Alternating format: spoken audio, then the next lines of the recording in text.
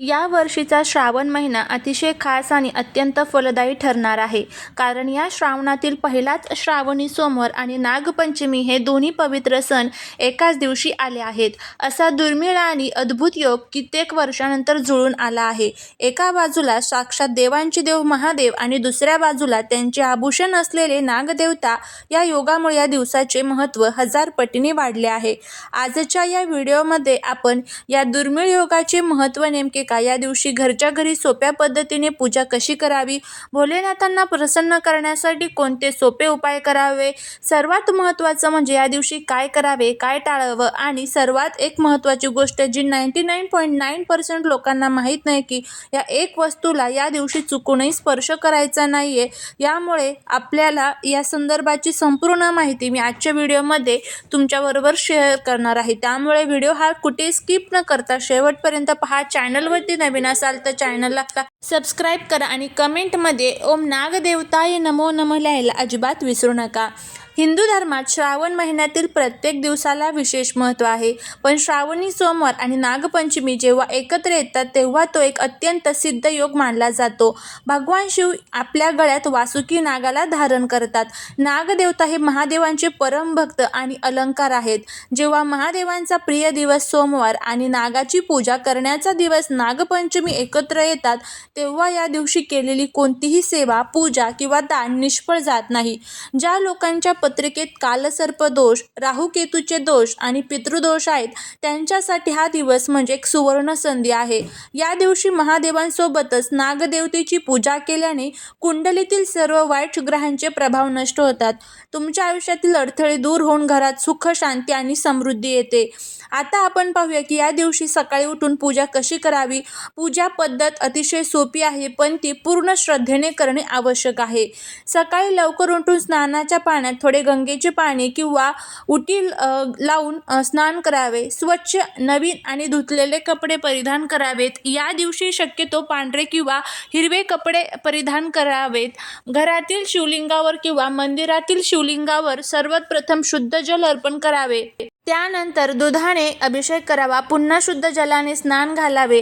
महादेवांना बेलपत्र अर्पण करताना ओम नमः शिवाय या मंत्राचा जप करावा. लक्षात ठेवा, बेलपत्र उलटे म्हणजेच गुळगुळीत भाग शिवलिंगाकडे आणि अखंड अर्पण करावे. महादेवांना भस्म, पांढरी फुले, अक्षदा आणि धतुरा अर्पण करावा.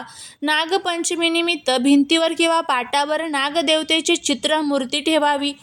नागदेवतेला दुधाचा आणि लाह्यांचा नैवेद्य दाखवावा.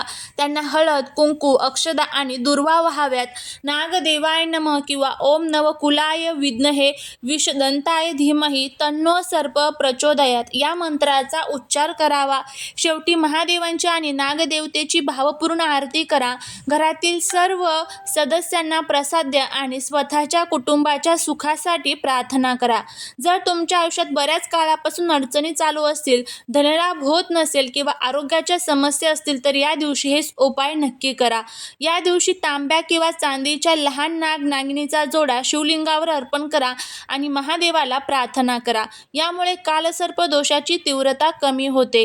शिवलिंगावर तांब्याभर पाण्यात थोडे काळे तीळ टाकून ते पाणी अर्पण करा.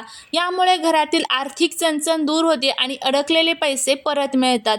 श्रावणी सोमवारी शिवलिंगावर 21 बेलपत्र, चंदन आणि ओम लिहून ती अर्पण करा. यामुळे महादेवांची असीम कृपा प्राप्त होते. या दिवशी एखाद्या गरीब व्यक्तीला किंवा मंदिराबाहेर दूध, फळे किंवा अन्नाचे दान करा. नागपंचमीच्या दिवशी केलेले दान महादेवाला थेट पोहोचते. नागपंचमी आणि श्रावणी सोमवारी काही गोष्टींची काळजी घेणे खूप गरजेचे आहे जेणेकरून पूजेचे पूर्ण फळ मिळेल. दिवसभर सात्विक राहावे. शक्य असल्यास उपवास करावा.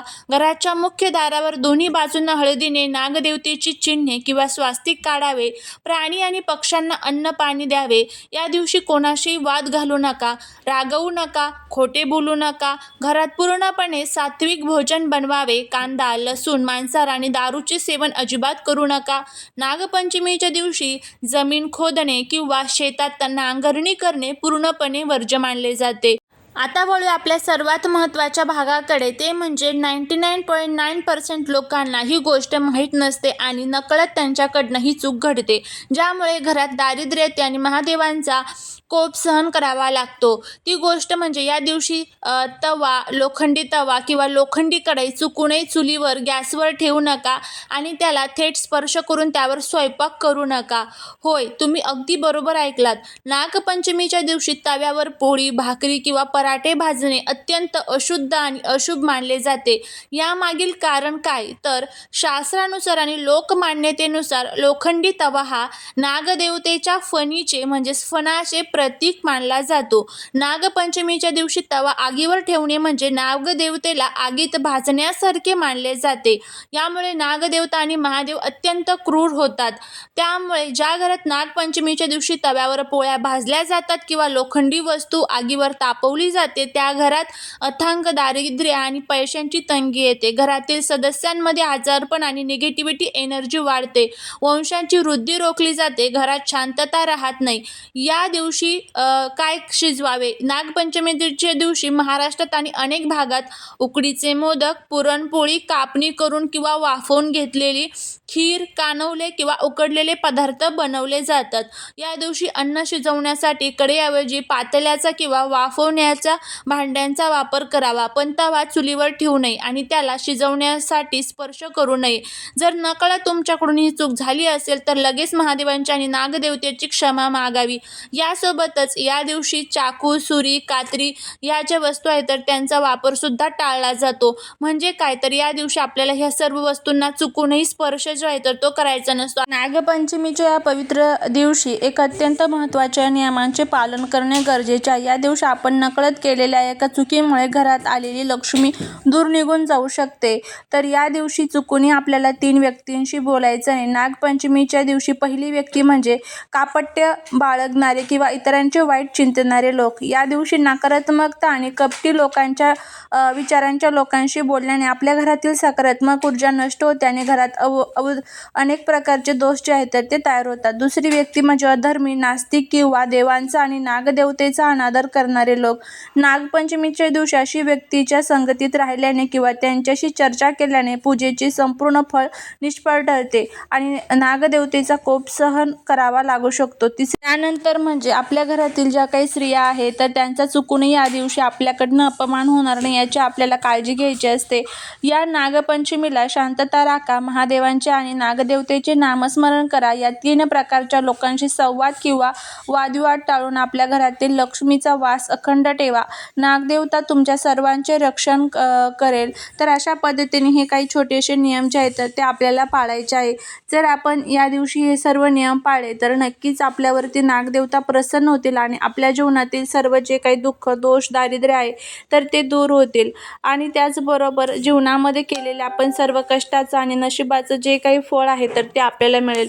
या सर्व गोष्टी पाळा, नक्कीच तुम्हाला त्याचा खूप चांगला फायदा जो आहे तर तो बघायला मिळेल. या दिवशी जर तुम्हाला उपवास असेल तर उपवासाचे पदार्थ खाऊ शकता. उपवास नसेल तर मग घरामध्ये मांस, मच्छी आणि त्याचबरोबर नॉनव्हेजचे सेवन जे आहे तर ते चुकूनही आपल्याला करायचं नाही. अशा पद्धतीने छोटे छोटे नियम पाळा, नक्कीच तुम्हाला संपूर्ण नागपंचमीचा आणि पहिल्या श्रावणी सोमवारचं फळ जे आहे तर ते मिळेल. झालेली सेवा महाराजांच्या चरणी रुजू करते. व्हिडिओ जर आवडला तर लाईक, शेअर, सबस्क्राईब करा. भेटूया पुढच्या एका छानशा नवीन व्हिडिओ ते काय नवीन माहितीसोबत.